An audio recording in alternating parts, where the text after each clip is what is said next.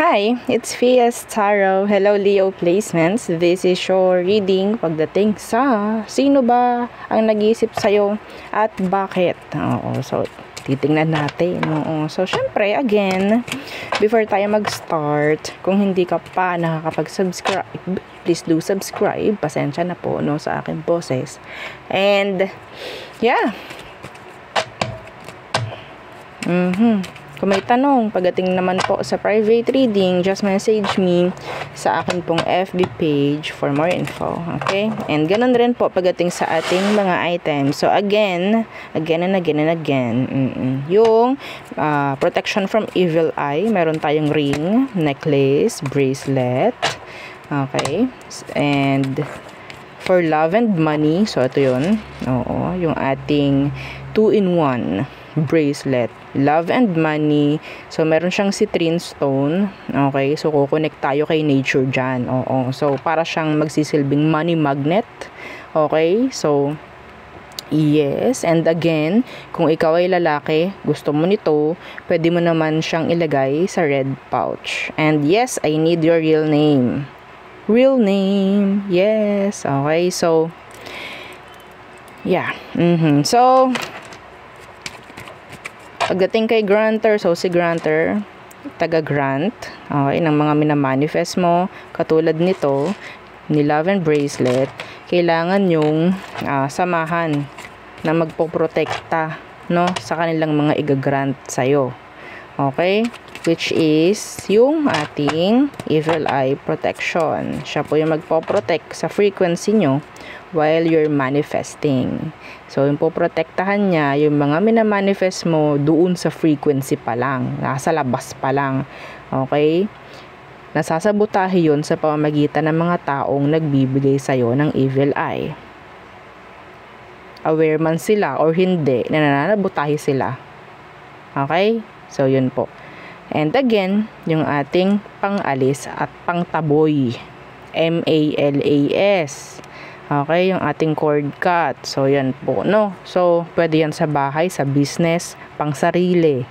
Okay, ibibigay nyo lang po yung real name, Real name. And kung inyong ireregalo, pangalan po ng pagreregaluhan. Okay, so, yun lang. And yeah, let's start the reading, Leos.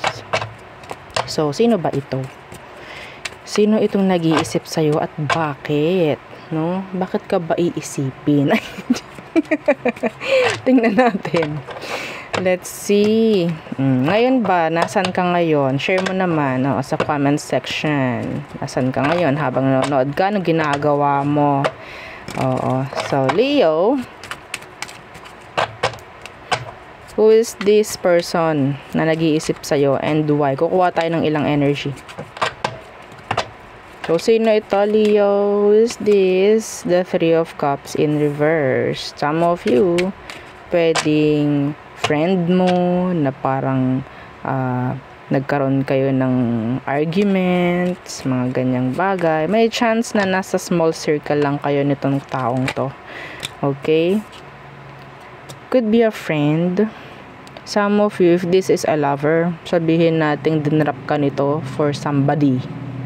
Okay, pinaltan ka nito kasi may iba siya. Yeah. Pwede nagkaroon ng third party. Okay. Some of you, ito yung kaibigan mo na hindi mo maaasahan. Ang daming energy. Opo, ang daming energy. Syempre, ang tanong lang naman kasi natin is sino ba itong nag-iisip sa'yo at bakit? So, kung ano man ang aking makita rito, sasabihin ko. So, the High Priestess. Sa sitwasyon ngayon, the High Priestess in reverse. And, okay, meron silang gustong, meron silang kailangan sa inyo sa ngayon. Okay? Some of you, may nalaman kayo or meron silang gustong malaman sa ngayon. The Hermit, the Ace of Swords. So, in general, this person, kung sino man sila, they need something from you. Okay? So, bakit kanila iniisip? Tingnan pa natin. In general, nagloko tong mga to. Kung sino man ito. Okay? Nagtago rin ng katotohanan nga. Ngayon, meron silang gustong malaman sa'yo. Bakit ka nila iniisip? Isa na yung dahilan na to. Meron silang gustong malaman. They're regretting. Some of them, nakokonsensya. Kaya kanila naiisip ngayon. Let's see. Anong dahilan? Bakit kayo iniisip ng taong to? Page of Wands. They want to start fresh. To have a new beginning with you. Okay? So, kahit sino man itong taong to. Yeah.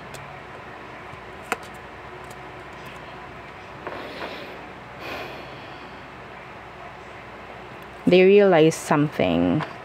Merong na-realize itong mga to na sabihin nating para silang nagtampo daw sa bigas. Okay. Oo. Dati kay Libra ko lang sinasabi yon, yung word na, yung sentence na parang nagtampo sa bigas. Pero bakit sa'yo naalala ko yon? I don't know. Anyway, so itong taong to, kung sino man sila, okay, na dinrap ka, hinayaan ka, sinurrender ka, pinabayaan ka. Now they realize everything na sabihin nating kaya sila gumugusto ng new beginning with you. Kanya-kanya. Gusto nila ng isa pang pagkakataon with you. They need you. Yun yun. They need you. They want to talk.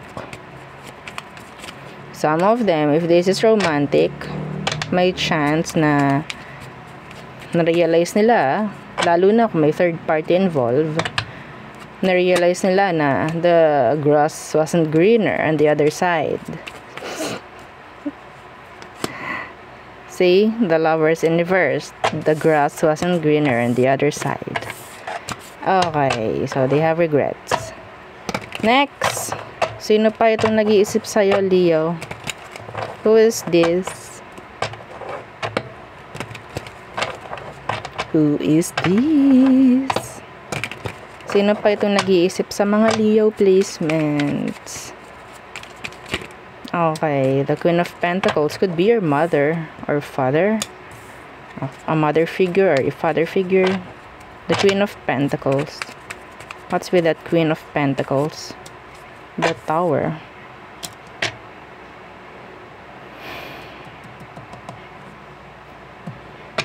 Ito yung taong may concern sa'yo. Okay? Yeah. Ito yung taong may concern sa'yo. Some of you nagkaroon kayo ng detachments with this person. In general, siya yung may concern sa'yo. Nagkaroon ng arguments, I guess, or separation or disconnection with this person. Nagkaroon ng away. Kung ano man. Ano tong Tower? Tingnan ko. Ito specific ha. Ito yung nanay mong sabihin nating nanay mong rapper. Na okay, they're thinking of you. The Tower, yeah, the Magician. Oo. So, let's see. Pwedeng nagkaroon po ng ng disconnect with them. So, bakit kanya iniisip? Bakit? Okay, the Five of Cups. They're sad actually. They are sad. Panghihinayang if ever. What's with that Five of Cups? They miss you, I think. They miss you. This person misses you. Yung pagsasama, yeah, nakakalungkot to. Nalulumbay ako. Oh my gosh. Yeah. The Hermit in reversed. So, the Emperor in reversed. Parang feeling niya, yeah, nalulungkot tong taong to. Gusto niya makasama ka. Nalulumbay siya sa nangyari, na-disconnect. Okay? Yeah, this is a mother figure. I think. A mother figure. Nagkaroon lang kayo, ito specific, nagkaroon kayo ng arguments nito. I think hindi kayo nagkaintindihan. Ano gusto niya mangyari? Tingnan natin. Anong gusto mangyari ng taong to? I think hindi niya gusto ang situation nyo sa ngayon. Ito yung taong nagkaroon kayo ng away. So, wag nating lalahatin na ito ay nanay mo lang or tatay mo lang. So, ito yung taong nagkaroon kayo ng away or hindi pagkakaintindihan. Yeah, the Hanged Man, you're in their head. Parang feeling nila stuck sila. Some of them, sabihin natin, yeah, alam nila na meron din silang mali kasi pwedeng hindi ka nila naintindihan or hindi nila talaga inintindi kung ano man yung meron sa part mo. So now, anong gusto nilang mangyari? Leo, anong gusto nilang mangyari? Okay, the Ten of Cups in reversed. Okay, na magkaayos. The Knight of Cups, yeah, the Three of Swords in reverse.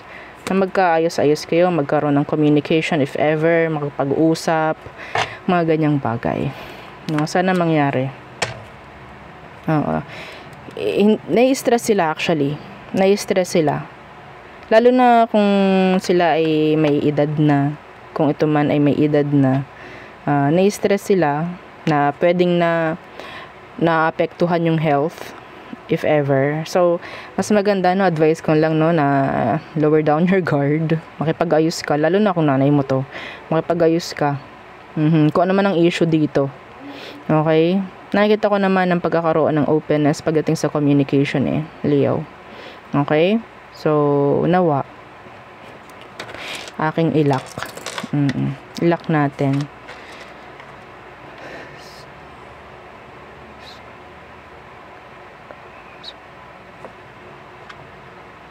Okay, so sana magkaroon, no, ng pagkakaunawaan. Oo, ng pagkakaintindihan, ng pagkakaayos, no? So, yun ang aking nakikita. Let's see.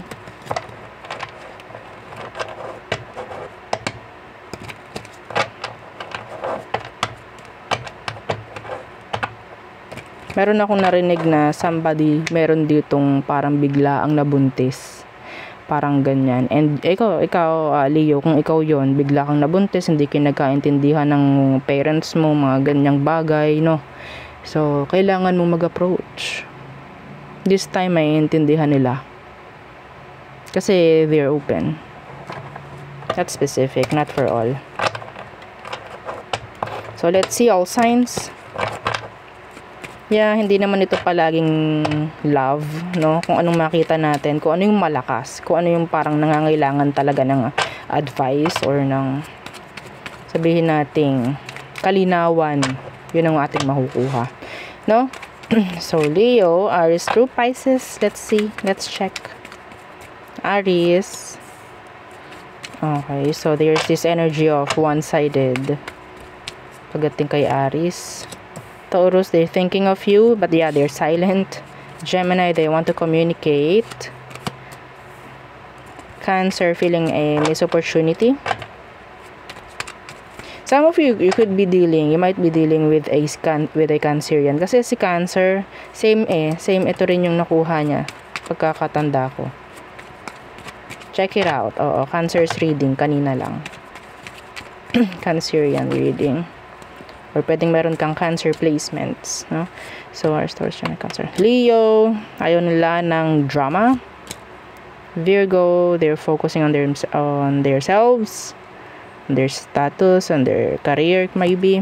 Okay, so, Libra, they want commitments. Some of you, the status is going up. Parang ganyan. Si Libra. Scorpio, they're holding back. New beginning. They want a new beginning with you, pero yeah, they're holding back. Sagittarius, there's these lies. They're being sneaky, deceptive. Capricorn, they have plans. Some of them, they're thinking of the future or the stability with you, I guess.